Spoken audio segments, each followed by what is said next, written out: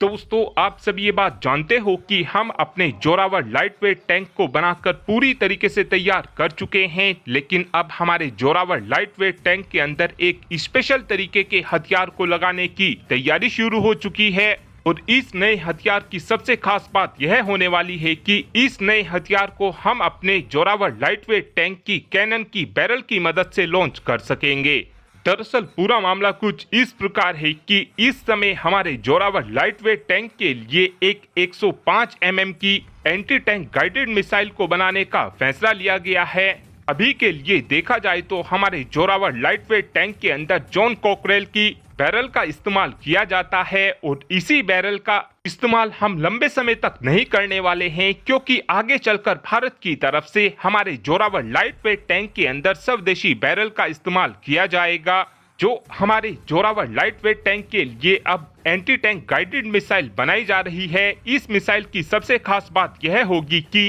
इस मिसाइल को हमारे टैंक ऑपरेटर टैंक के अंदर बैठे बैठे ही बैरल की मदद से फायर कर सकेंगे। अभी तक इस तरीके की एंटी टैंक गाइडेड मिसाइल का इस्तेमाल हमारे अर्जुन टैंक के अंदर ही किया जाता था, लेकिन अब हमारे जोरावर लाइटवेट टैंक के अंदर भी इस तरीके की एंटी टैंक गाइडेड मिसाइल का इस्तेमाल किया जाएगा, जिसका हमको सबसे बड़ा फायदा यह होगा कि हम अपने टैंक से बिना बाहर निकले ही दुश्मन देश के टैंक के ऊपर एंटी टैंक गाइडेड मिसाइल मार सकेंगे। इस नई एंटी टैंक गाइडेड मिसाइल की रेंज 4 किलोमीटर से 5 किलोमीटर के बीच होगी और इस मिसाइल के अंदर इमेजिंग इंफ्रारेड सीकर का इस्तेमाल किया जाएगा। और इमेजिंग इंफ्रारेड सीकर को हम पहले से ही बनाकर तैयार कर चुके हैं, यानी कि इस मिसाइल को बनाने में हमको ज्यादा समय नहीं लगेगा। इस मिसाइल के अंदर वॉरहेड के तौर पर टेंडम चार्ज हीट वॉरहेड का इस्तेमाल किया जाएगा, जिसकी मदद से हम दुश्मन देश के टैंक के मजबूत से मजबूत आर्मर्ड को भी काफी आसानी से भेज सकेंगे।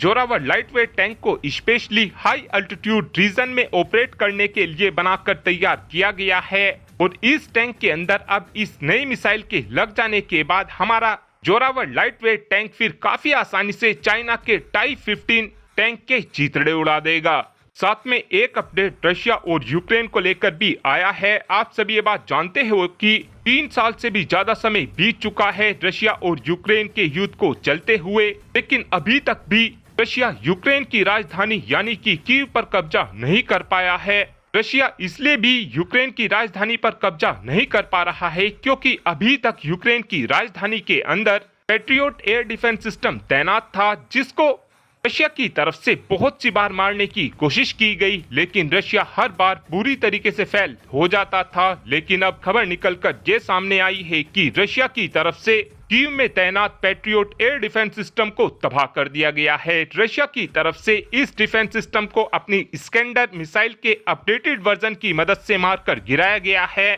और जैसे ही रशिया की तरफ से इस पैट्रियोट एयर डिफेंस सिस्टम को उड़ाया गया है, उसके तुरंत बाद ही रशिया की तरफ से यूक्रेन की राजधानी यानी कि कीव के ऊपर खूब दबाकर बॉम्बिंग भी की जा रही है।